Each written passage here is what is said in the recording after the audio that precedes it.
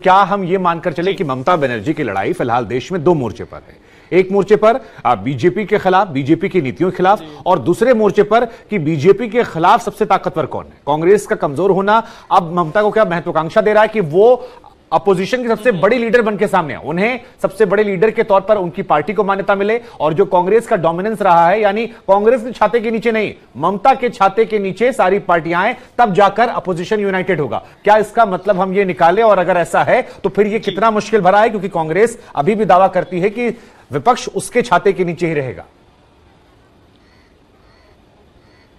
तृणमूल कांग्रेस का सपना ऐसा ही है मनोमन, और उन्होंने ये स्पष्ट जाहिर कर चुका है कि वो चाहते हैं कि जो एक छाते के नीचे तमाम जो विरोधी दल है वो सब आना चाहता है, और उसके अगुवाई तृणमूल कांग्रेस करेंगे। उनकी मुखिया ममता बनर्जी खुद बनेंगी, और उन्होंने आज इस जब वो जो 21 जुलाई की रैली को संबोधित कर रहे थे इसका जिक्र उन्होंने भी किया। ममता बनर्जी ने कहा है कि संभावना ये रह जाती है कि शायद प्री पोल अलायंस की बात ना करते हुए उन्होंने कहा कि पोस्ट पोल अलायंस हो सकता है। किसी भी हद तक पहुंचकर तृणमूल कांग्रेस इस अगुवाई के जरिए भारतीय जनता पार्टी को हराने की कोशिश वो जरूर करेंगे आने वाले लोकसभा चुनाव में। लेकिन अगर उनका सोच इस तरीके से है तो अगर ऐसे राष्ट्रीय एक स्तर पर जब उपराष्ट्रपति चुनाव होना है तो ऐसा हम समझ सकते हैं कि ऐसा ही हमारा उम्मीद रहेगा कि तमाम जो दल है, चाहे वो एनसीपी हो जाए या फिर देश के अन्य हिस्सों के, चाहे वो साउथ के जितने भी तमाम पार्टी है, जो विरोधी पार्टी है, वो एक साथ आएंगे और ममता बनर्जी के जो फैसला है उसको अहम तरीके से मानेंगे। लेकिन अगर ऐसा नहीं हो रहा है तो कहीं ना कहीं ये चीज खटक रहा है तृणमूल कांग्रेस को।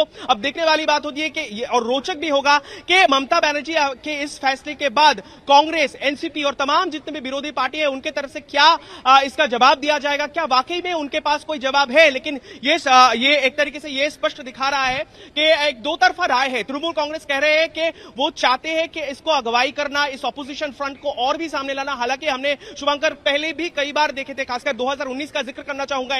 इसी कोलकाता में हमने देखा कि लोकसभा चुनाव से पहले कैसे तमाम जो विरोधी दल के नेता थे वो एक तरीके से आए, थर्ड फ्रंट की एक बात की गई, सब एक तरीके से एक शोकेज भी किया गया, तमाम नेता एक डायस पर थे, तो लग रहा था कहीं ना कहीं बन रहा है। लेकिन फिर हमने देखा कि किस तरीके से एनडीए की सरकार सामने आ गया।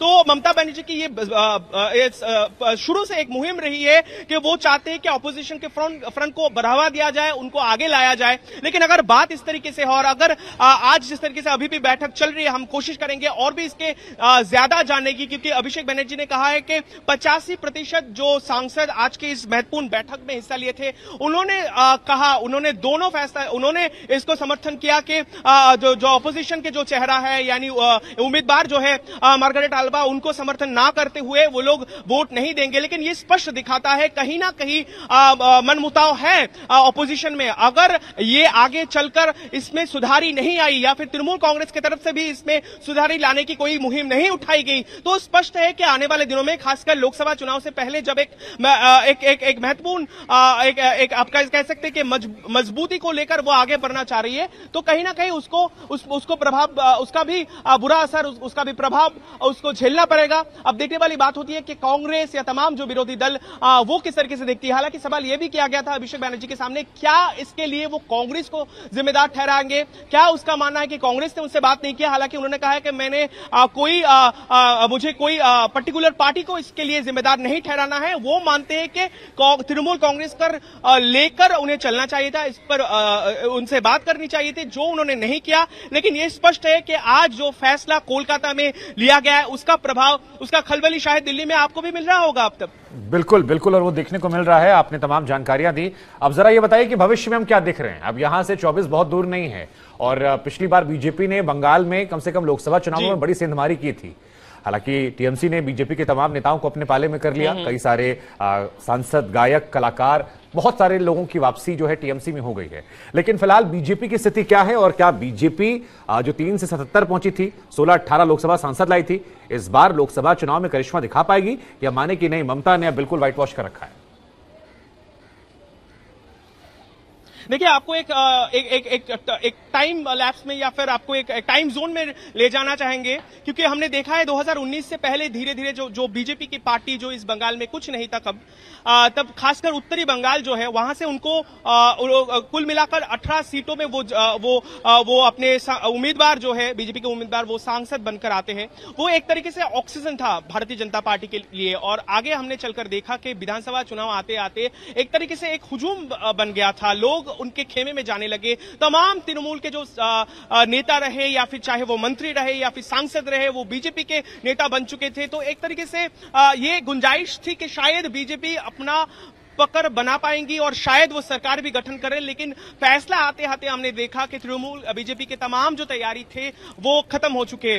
और अब का जिक्र मैं करना चाहूंगा कि विधानसभा चुनाव के बाद बंगाल में खासकर विरोधी के अंदर विरोधी पक्ष यानी चाहे वो वामपंथी हो खासकर बीजेपी हो तो उनके अंदर एक तरीके से एक सांगठनिक जो आप कह सकते हैं कि मजबूती वो नहीं दिख रहा है उस तरीके से। और इस बात को बीजेपी के नेता भी मानते हैं। लेकिन आने वाले दिनों में एक अहम लोकसभा चुनाव में उन्हें लड़ना है। तो एक तरीके से उन्हें वो कोशिश कर रहे हैं। लेकिन इस बीच तृणमूल कांग्रेस एक तरीके से तमाम जो नेता है चाहे वो बाबुल सुप्रियो हो, अर्जुन सिंह हो या फिर और कई सारे नेता जो तृणमूल में वापस शरीक हो चुके हैं, ये कहीं ना कहीं दिखा रहा है कि बीजेपी के लिए राज्य में उतने चेहरे बचे नहीं है, उतने लीडरशिप बचे नहीं है। तो एक लीडरशिप क्राइसिस बीजेपी के अंदर है।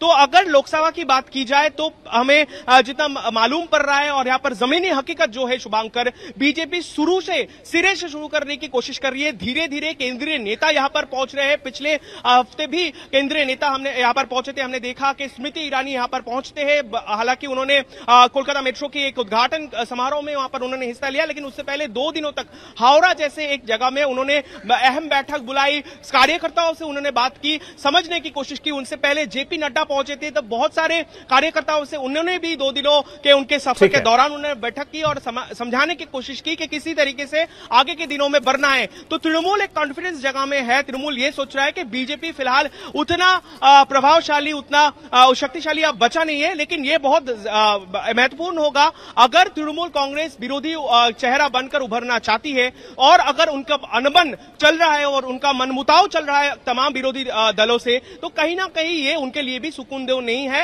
ये उनको समझना चाहिए।